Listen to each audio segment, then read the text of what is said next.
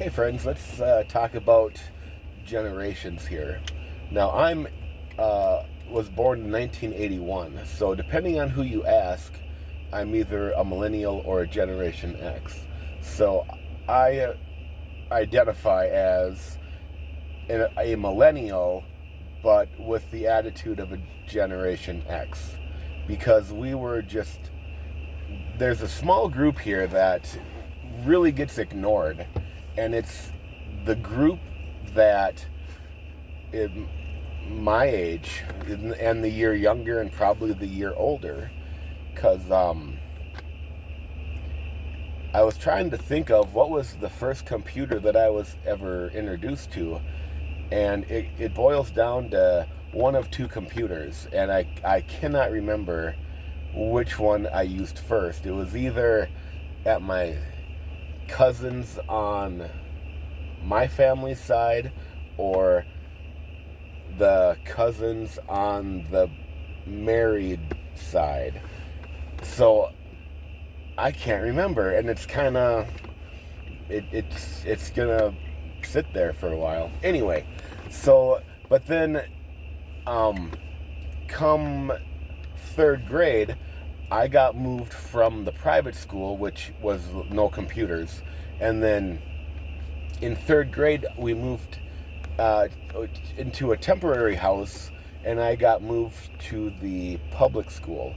And that first public school, I was there for half the year for third grade, and that school had a computer area where we would actually have, like, I can't remember what they called it. It was like something time, computer time. It wasn't computer time, but it was something educational sounding.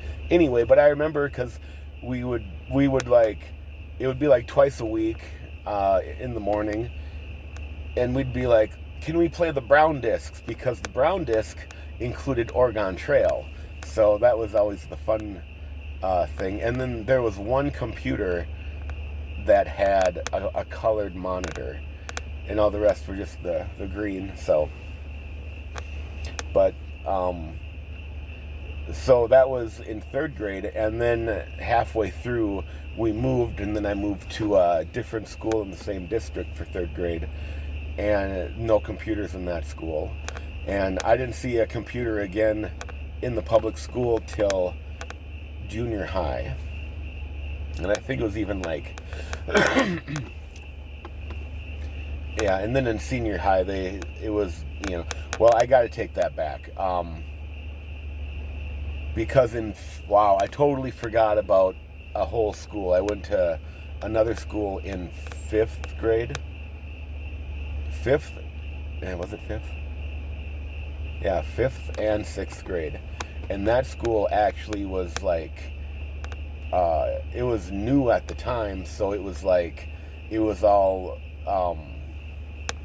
it had the computer lab, so you had like, rooms dedicated, and they had servers, and we would have classes on typing, and we'd learn how to networking, and it was just fun, like it was, and that was like a daily class. But then junior high, it was more or less just around. They were in the I don't remember if they were actually dedicated classes, and then in high school it was typing and shit. Anyway, why am I telling you this? Here's the whole point.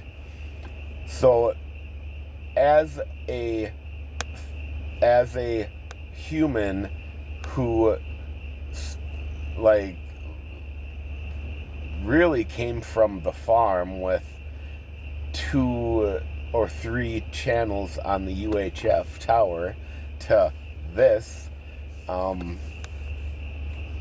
like, I understand more when I talk to my grandma about her, and it's even way more than me, and like I don't know, it blows my mind.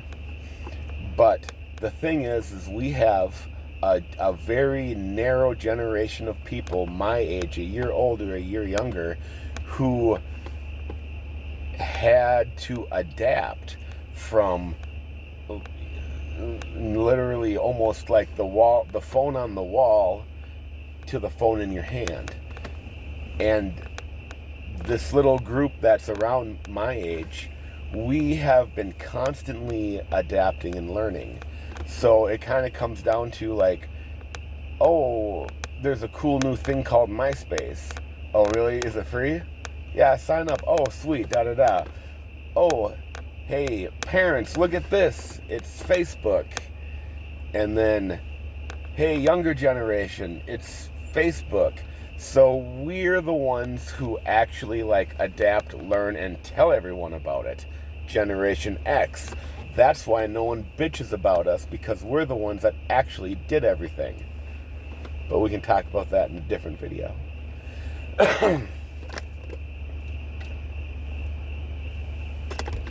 So, on that note. So, and the other reason why millennials and the boomers have the argument, it's because as the Generation X, right in between the two,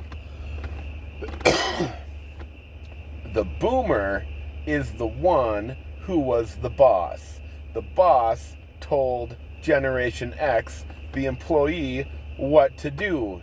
Even though Gen X said, this is going to be dumb and someone's going to complain, the boomer said, well, the other boomer doesn't care. Do it how they want it done. Okay. Get it done. Here you go. They're happy.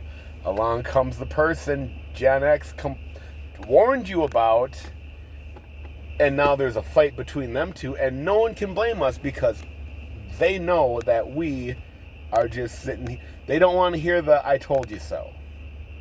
That's why no one is talking about in this particular Gen X realm, I guess. They did have a name for it called a Zennial, and that was if that exists, like I feel like it's something different, just to point out. But then, all in fairness here, the boomer generation, that's also divided because you have the older and the younger, and they have, what are they called, the Jones generation, Jones. So you have the boomers, Generation Jones, X, but now, and then millennial. So I'm on this cusp of the millennial X, so I'm safe. Like, I got the protection on both sides, and I have the action to back it up, so I'm not worried about shit. But then, when I look at where my boomer relatives are, there's some on the boomer side and some on the Jones side, and they're in the cusp too, you know, so it's kind of, but it's like they kind of got the bad habits from both sides. I don't know. With like the collecting on, you have like the one side there. Well, and I can't really complain about that, because in like growing up, we were like, we like threw stuff away. Like, if it's clutter, you know, get rid of it. So yeah, like downsizing, it really isn't. So that's one thing that I think is correct. So you know, you got to give credit where credit is due, and there's a lot more credit. But I'm just not in the mood to be praising someone that I'm pissed off. Not that I'm pissed off at. It's just I'm angry at myself because I didn't do this sooner. Like, I'm just so peaceful. I'm just hanging out, enjoying it as much as I can. You know, here comes someone pulling in next to me. I'm gonna roll up my window and be antisocial, because that's the last thing I need is any trouble. So, but yeah, that was kind of my thought about the millennial boomer argument. And then, so I've been watching a lot about that. So let's change the topic now. So here's the new topic. Now, here's what I'm dealing with, and I'm going to explain this the best way I can, and it's going to be in an analogy. Okay, now, imagine you're at the jump rope park, and you go up to the counter at the jump rope park and you say, I would like to jump rope. And they said, no problem. Here's your jump rope. Go jump rope over there. Wonderful. So you go run over and you start jump roping and you're having a good time. Then someone who has their own jump rope comes over and sees that you're in their spot that they usually jump rope in. And you've never been to the jump rope park before, so you just followed. They gave you the jump rope and told you where to go, so I don't know. So anyway, instead of the person waiting their turn, they go to the jump rope desk and say, why is that person in the spot that I always use?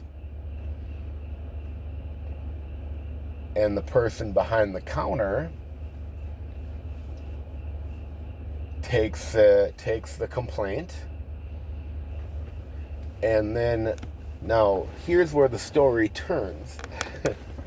Because if I was the person behind the counter, I'd say, well, I told him to stay there.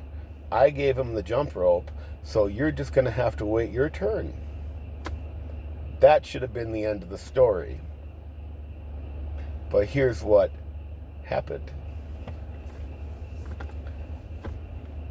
I walk in the next day to the jump rope store, and they say, we need to talk.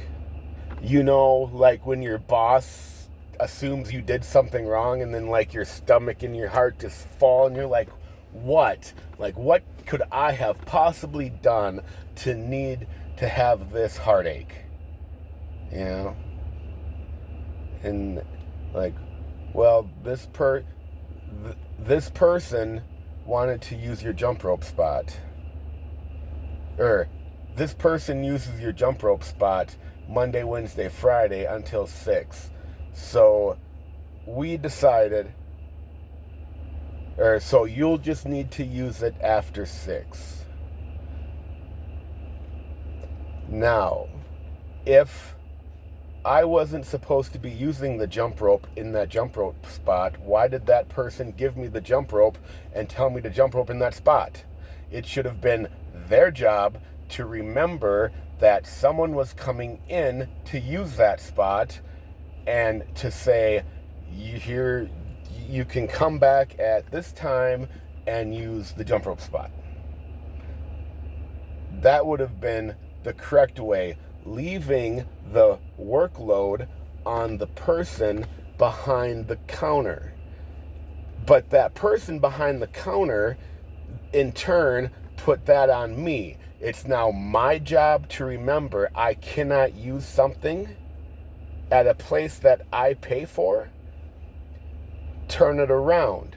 When I worked at Channel 5, they would do that to me, but instead of like a thought where it was actual work that they pushed off their plate onto mine with no raises, no nothing.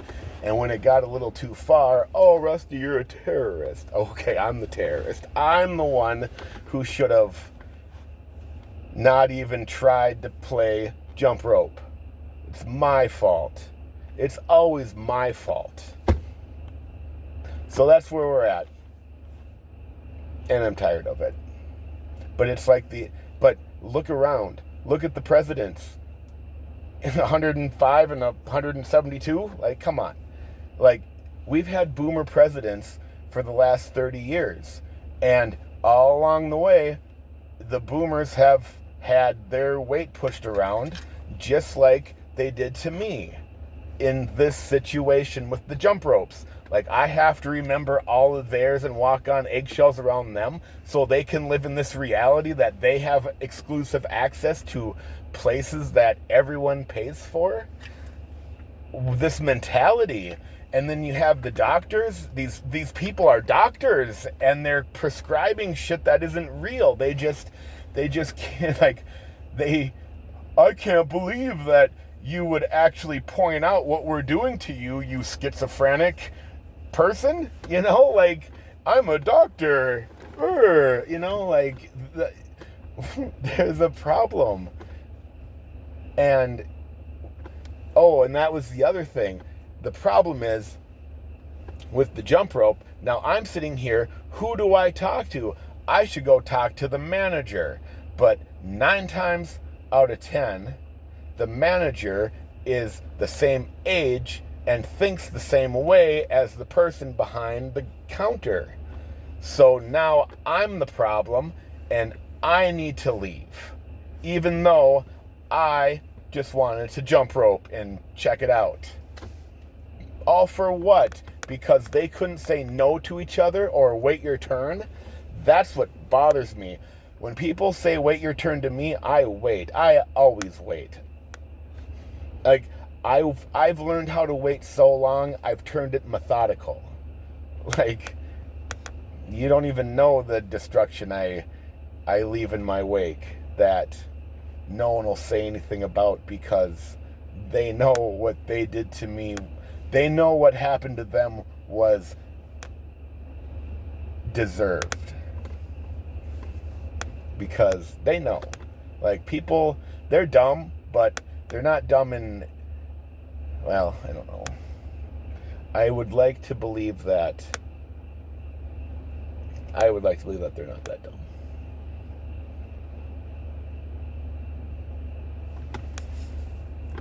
And that's the same thing that happens in court with me. You have someone who complained at Channel 5, oh, they're in my jump rope spot. And instead of saying, well, we told him to do that, and the managers could have had a discussion and made it right. But none of them wanted to, no one wanted to admit that they made a mistake or lied.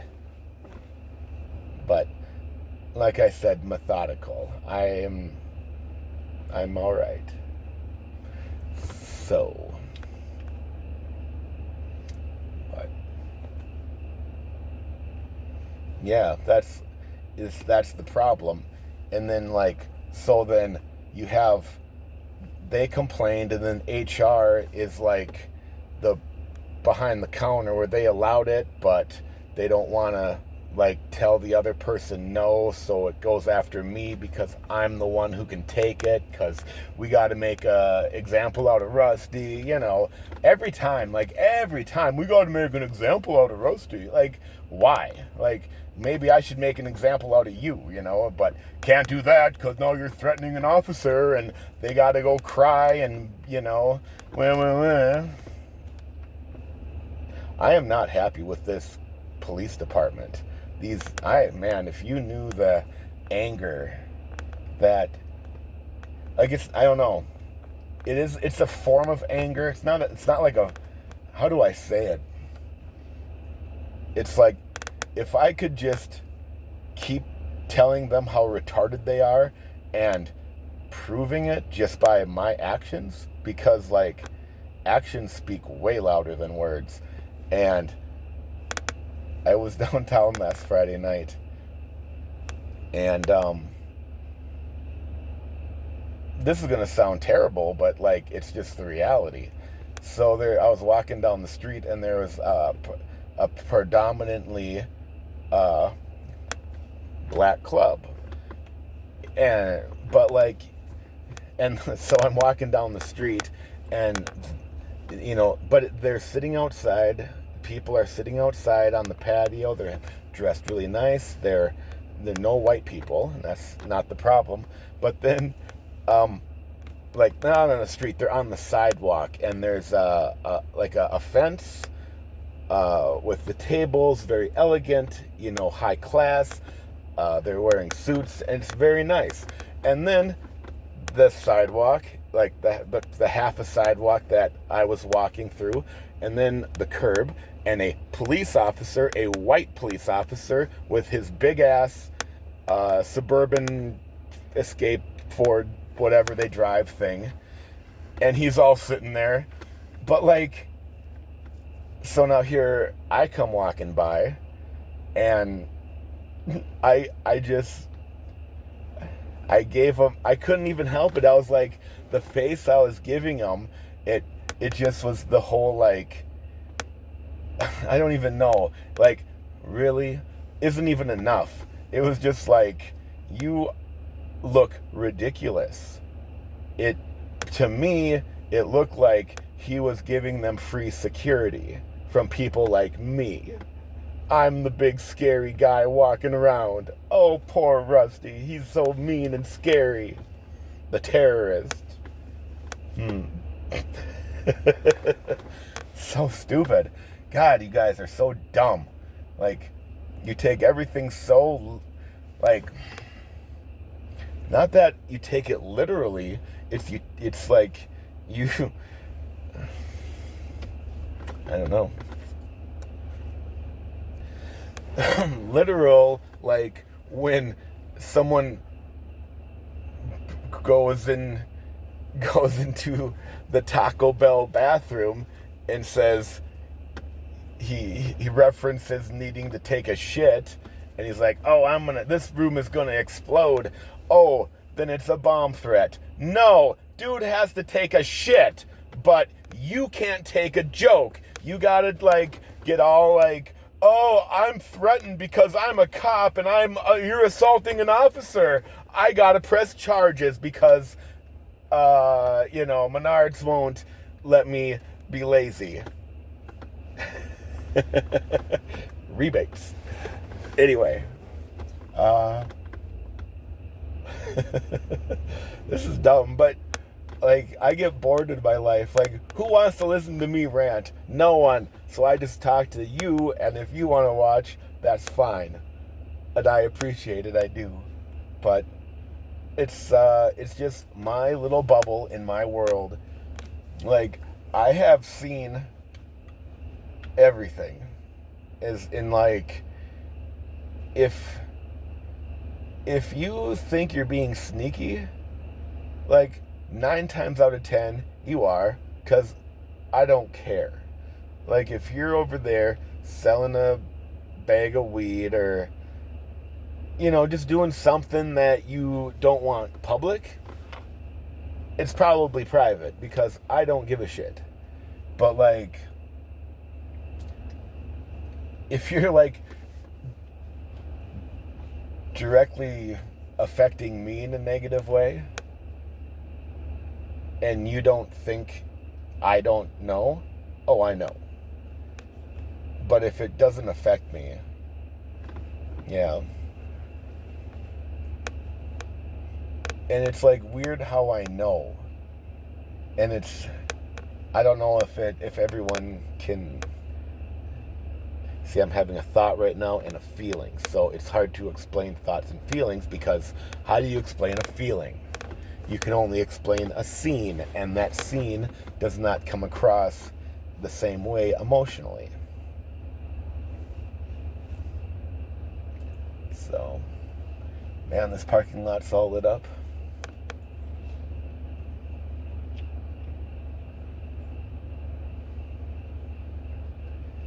So, all right, well, we have 25 minutes. Thanks for watching. If you've made it this far, or have any feelings about what we talked about with the millennial, or this cusp, the 79 to 84 maybe, or 80 to 83. There's just this really small group. Anyway, thanks for watching. I hope you guys comment. Like, I'd like to actually have a discussion about this and about how, like, just how it's different. And if you have, like, boomer parents that you're, like, starting to, like, take care of and stuff, I'm ignoring most everyone in my life because I just like the peace and quiet. So, okay, thanks for watching. Talk to you later.